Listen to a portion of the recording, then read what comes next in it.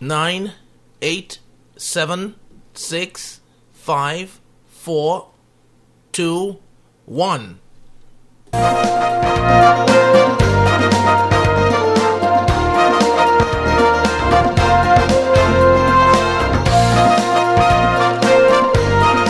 Hello, Grenada, Carriacou, Petit Martinique, and good day wherever you are on the World Wide Web from New York. This is Saturday, February 28th. This is the New York Connection, and I am Harold Pysadee.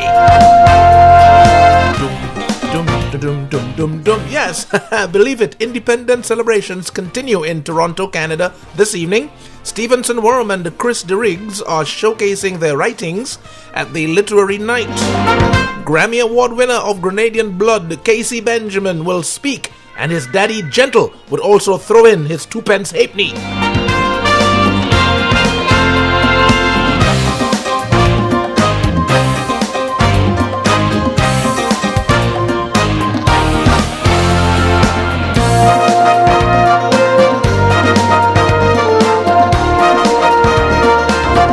Well, this evening, the independence celebrations continue in Toronto, Canada, with the showcasing Grenada and the Literary Night.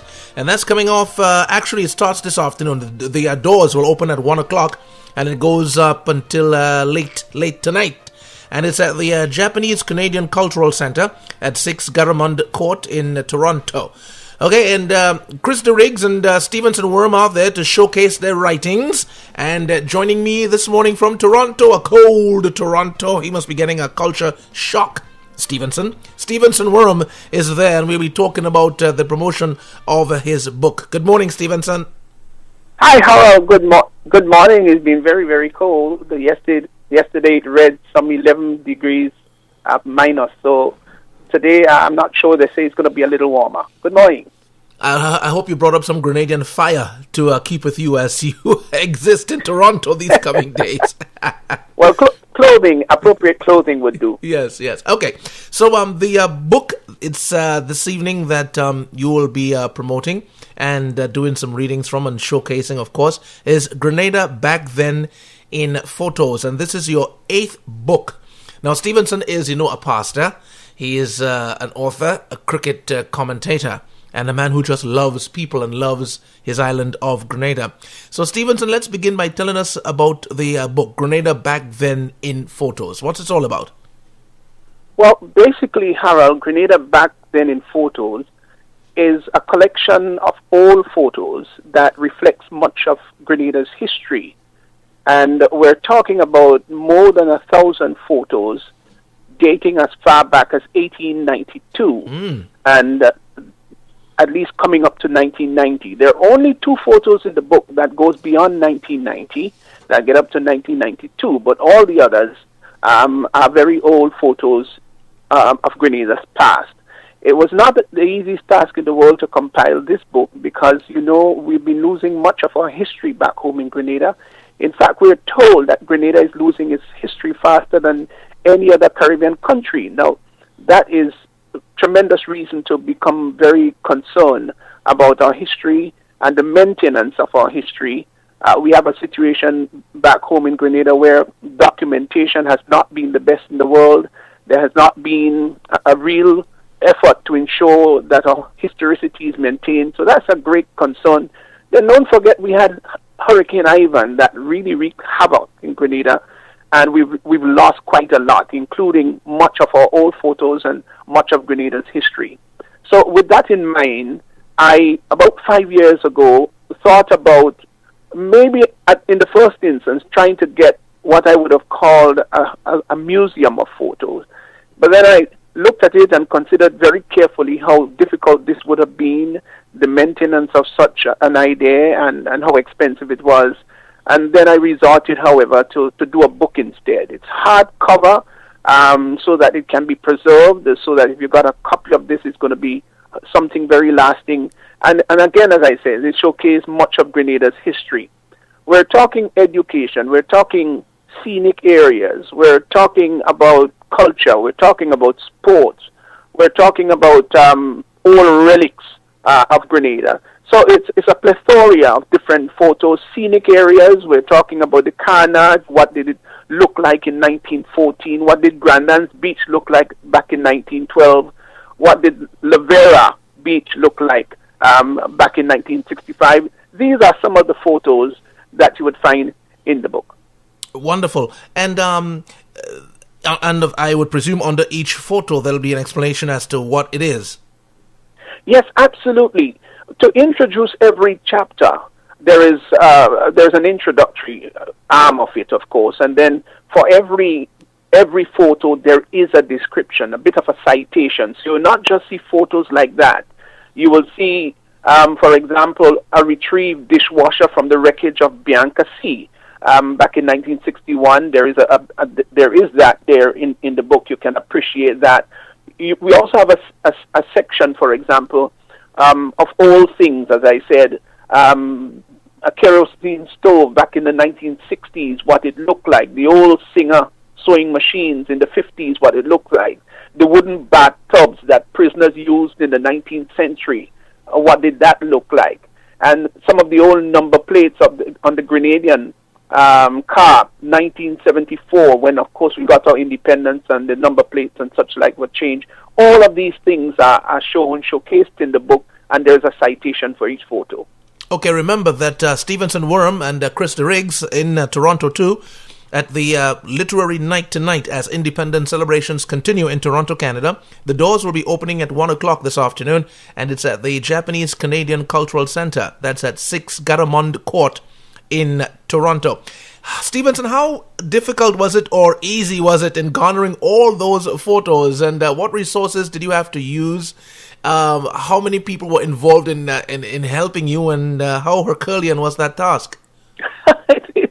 It was a mammoth undertaking. It was really difficult, and as I said, it took me virtually 5 years to get that done, which suggests that it was a very difficult assignment. As I said before, gleaning that sort of information from Grenada was not the easiest task in the world. Now, how did I go about doing this? Well, there are some old photos on the internet. That was a bit of a help, but that was very limited. Then there were resources outside of Grenada. It's interesting that you get some things outside of Grenada from friends and such like abroad that you just do not get in Grenada at all. And quite fortunately, some people understand how important it is to keep some old things around. Then there were some old people. There was one occasion where somebody told me about a very important photo by an old gentleman who is 85, 86, thereabout now. And I went to his home, and I know him very well, and we sat and talked, and I said, "Sir, could you at least lend me that photo so I can insert it into my book?" And Harold, I had to really, really try to persuade him to do that. He didn't want the photo to leave his house. He said to me, "Pastor Webb, I don't let these things get out of my house at all. You can bring your photographer here, but it's not going to leave." Then finally, he decided that he's going to let me go. It's only because of who you are, your name and everything, then I'll let you go with it. And as I was leaving, he said to me, "Oh, Pastor Webb, let me tell you this. In my kitchen, I've got a machete, and I also have a file." And you know what he was saying there. So I got the message, and I promised to bring it back within one day, and I got back in 1 day. And so that was a big help. And fortunately, too, there were some old photos that I had kept. I didn't understand the value of it, but I just kept them around, and Ivan didn't destroy those. So that was also a big help. So people came on board. People helped.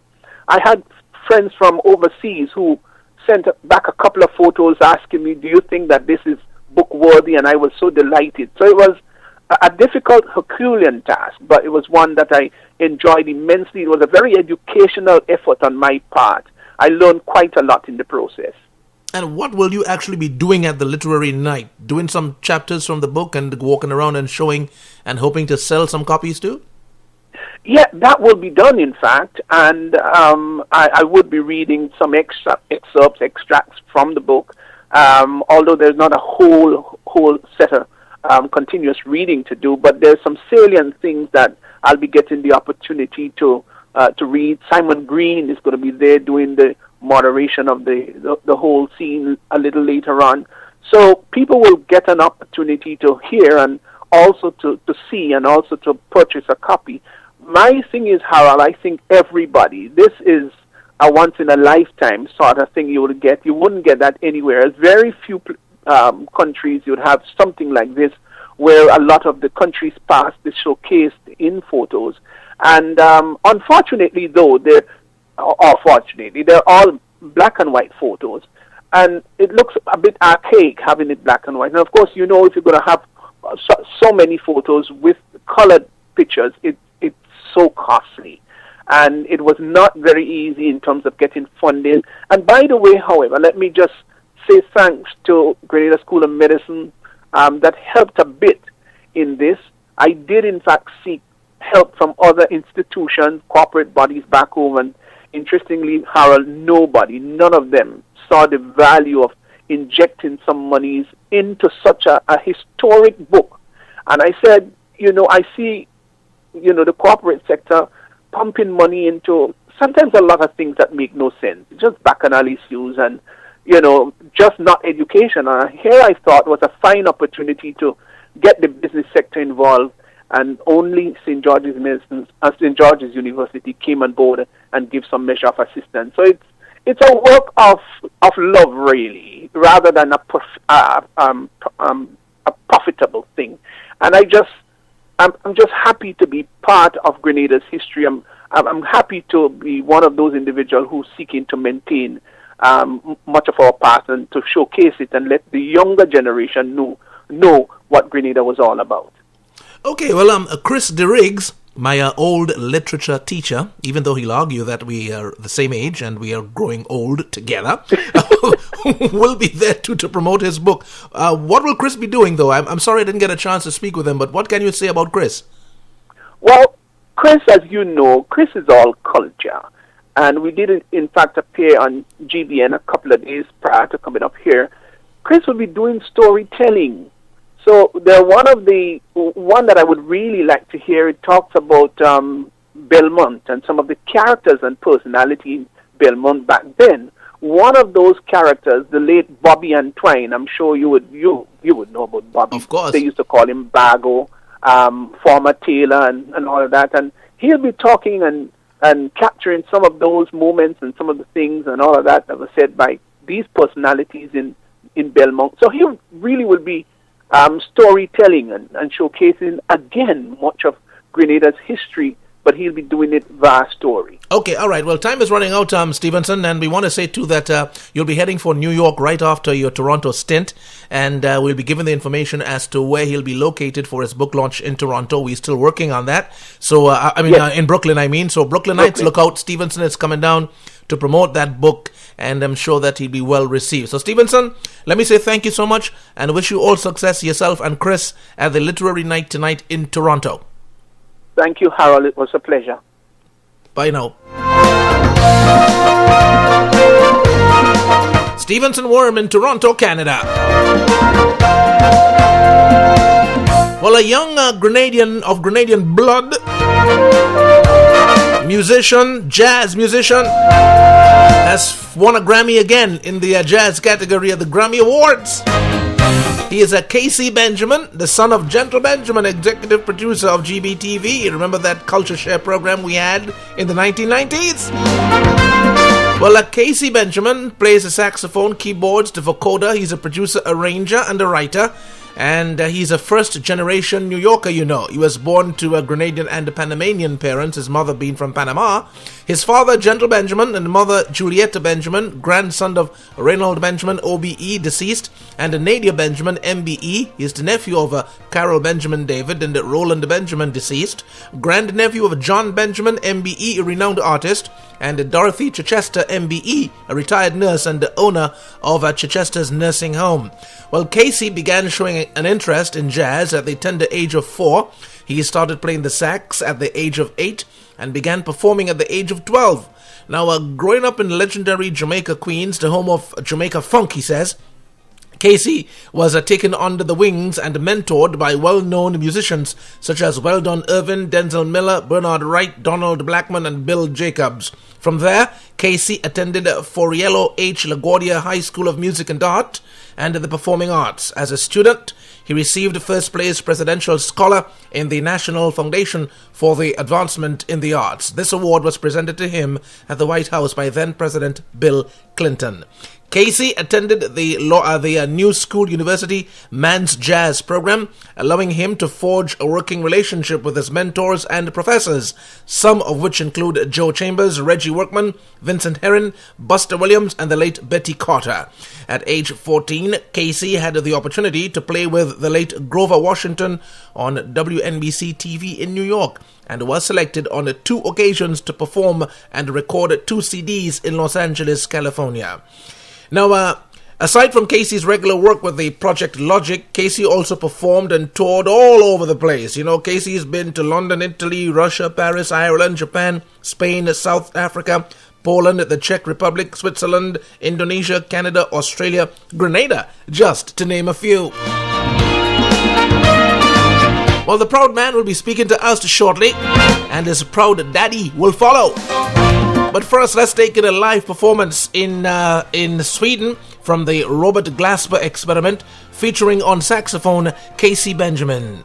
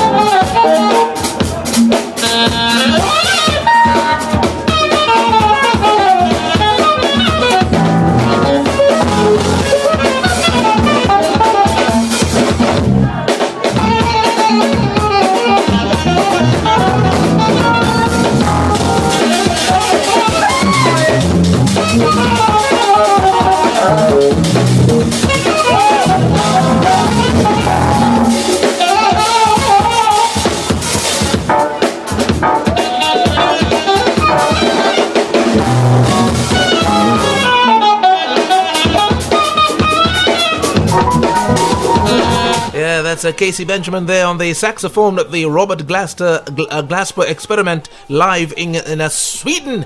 And, who is Casey Benjamin? What does he say? Because he's a man of few words, you know. The guy hardly ever speaks, but as he says, he finds the greatest comfort in expressing himself when he's on stage playing his music. So let's find out what Casey's thoughts are all about himself and his experience as a musician. This is Casey Benjamin. I rock jazz. Well, I guess the most simple way to say is that, it's kind of cliche or whatever, but I love jazz. It's what I grew up. It's what I'm compelled to do. It's something that's in me that started from birth. My father, all his millions of records, and that sound. I grew up from the sound, and it's my way of expressing myself. It's the most comfortable way of expressing myself, and that's why I rock jazz. It's great, and you get to travel, and you get to play all different types of music, and I always tell people it's the greatest job on earth. I get paid to tell people how I feel.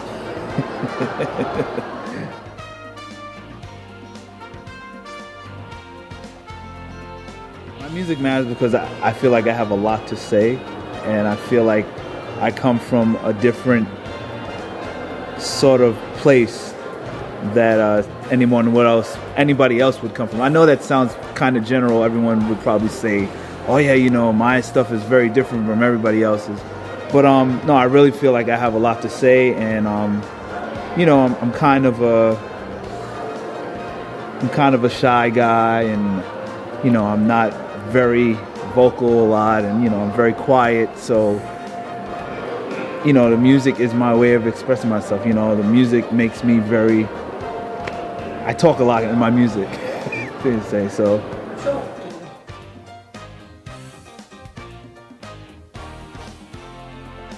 I mean, we're in a generation where, I'm part of the hip hop generation, and growing up in South Jamaica, Queens, looking at growing up and seeing like Tribe Called Quest and Nas and Marcus Miller and Bernard Wright and Don Blackman, all these heroes in my neighborhood. Growing up in that, and it's they always say history repeats itself, and a lot of people always go back to history and dig in the crates, and and I think that music is relevant now, and that's part of how I came about. So, I mean, and I think just by nature, I'm just a youthful guy. I love having fun, and I'm, life is too short. You just gotta laugh,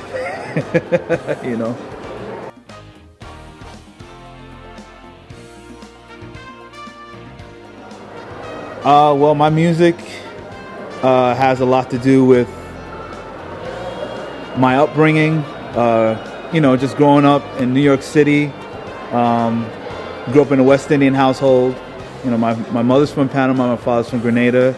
Just being around New York and Lower East Side, and rock and hip hop and South Jamaica, Queens, and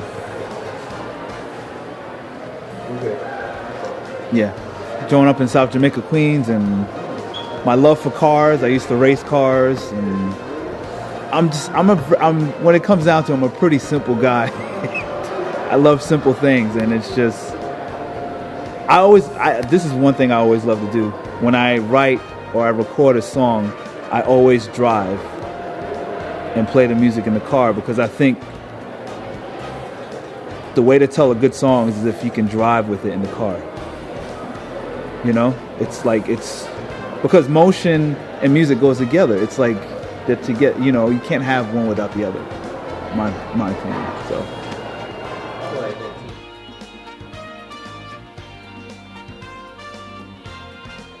It's really strange. I guess when the band first started, we used to it started off with college students and women. That was our core audience. And since then it's broadened, because you'll have a 16-year-old kid sitting next to an 81-year-old woman, and they're both bobbing their head, and it's hilarious. I think the key of the marketing of this group is to have no marketing. As you can tell, each one of us, me, Derek, Mark, Rob, we all have individual personalities. We don't look the same at all. I dress totally different than everybody else. Everything is very, and it's in the essence of jazz. It's a lot of improvisation. It's very spontaneous, and I think to a certain degree we don't have any marketing, and I think it works that way.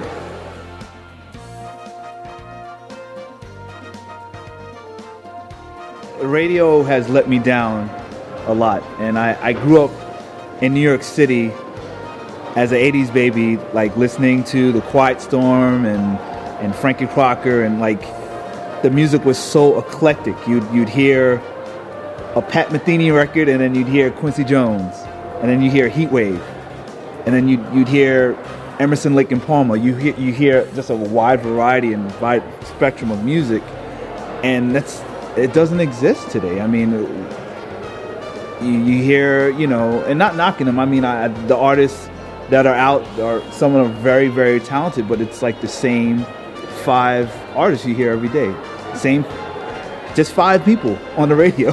It's just like, how can that be? I mean, it's just like there's so much more out there, and I think that's what's really frustrating, is the fact that the little guy doesn't have a chance anymore, or has barely.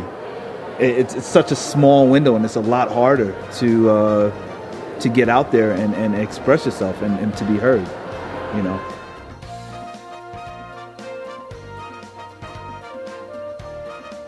As an independent artist, technology has helped, and it has sort of diminished the craft a little. It's great because now everybody can record. You don't need to go to the studio anymore. You can record in your bedroom essentially. People record records in their house. Downfall is, people rely on technology and they get lazy. And then the craft of the actual music is lost, the actual craftsmanship. And I think my peers, the problem that they have, or we have, is the fact that you have to start making music, and especially jazz musicians, it's got to start making music for people and not for yourself. I think sometimes jazz gets too methodical and too mathematic, and I think that it loses the essence of reaching the people. You have to make music for the people. It's not just for yourself, and I think that's what's lost. And I think in the community it's lost, and it gets very scholastic, Hey, I'm Casey Benjamin, aka Stutz McGee, and I rock jazz. Oh yes, they do grow up fast. Casey Benjamin, the Grammy Award winner, jazz musician. Well, joining me right now is his proud daddy, Grenadian Gentle Benjamin, executive producer of GBTV, who spends his time these days putting all of the archives from Culture Share on YouTube and even more. Good morning, Gentle. Good morning, sir. How are you? Oh man, they do grow up fast, don't they? But this had to happen, Gentle, right? Because you were recording him when he was 12 years old. He loved music at around 7-8 years old. You saw the progress in him, and I remember when we were doing Culture Share back then, and you heard all the videos, and you were saying wow, and I was saying, man, this guy is good. So the progression to reach to being a Grammy Award winner and heavily touring musician, making a living out of it professionally, had to happen. Definitely. I guess I did all the right things. Yeah, right. Yeah. He's a wonderful kid. He has worked very, very hard, and one of the things that I told him in his early days, if the academics go down, the band goes down. And he maintained it, And he's a good businessman as well. Very, very good businessman. But the talent was phenomenal. Definitely. He was created under Teddy Pendergrass. Okay, Gentle, go ahead. Your mother is listening. Remember that she's listening. But it's great. It's great to see the progression, huh? And yes, to listen to the quality of the music. And I think one of the good things you must lament, Gentle, is that he mingled with a lot of professionals in the business from a very young age, and that was a good fillip for him. He's well liked. I tell you, he don't have that ego kind of personality, and he gets along with everybody. Wonderful. And when you look at him on stage, and because I've looked at him, I've looked at the videos, and you see the professionalism personified. It tells you of a young man, as you said, who not only was just on the talent, because the talent is phenomenal, but because of his schooling, he went to university, studied music, studied the business of it, and now is prepared to even go further. Yes, I'm lost for words for him. He's just a perfect kid, doing what he loves. And the values that we instilled in him in the early days, his early life was on the military base when I was in the U.S. Army. So that discipline have a lot to play with his success today. And when you do sit with him now, I don't know how often you do that now because he's so busy. As a matter of fact, recently I said, son, and now I'm going to have to make an appointment to see you. But what do you talk about? What do you hear coming from his mouth musically when you do speak with him? We talk about everything, music. As a matter of fact, he's in the studio recording his new album. We talk about everything. The latest in music. We talk about the entertainers, and but he's still very passionate about it. Oh yeah. He was here a couple of days ago, and we chat, and yeah. Okay, all right. A man of very few words. Gentle Benjamin. Gentle, thank you very much. Thank you very much, Gentle. Sorry to put you in this. Sorry to put you in this log jam, but thank you very much for appearing this morning. All right, and have a good one. Okay, thanks for the call. And that's a wrap, folks. You can join me again same time next Saturday for another New York connection. Harold Pysadee in a cold New York. Have a blessed week.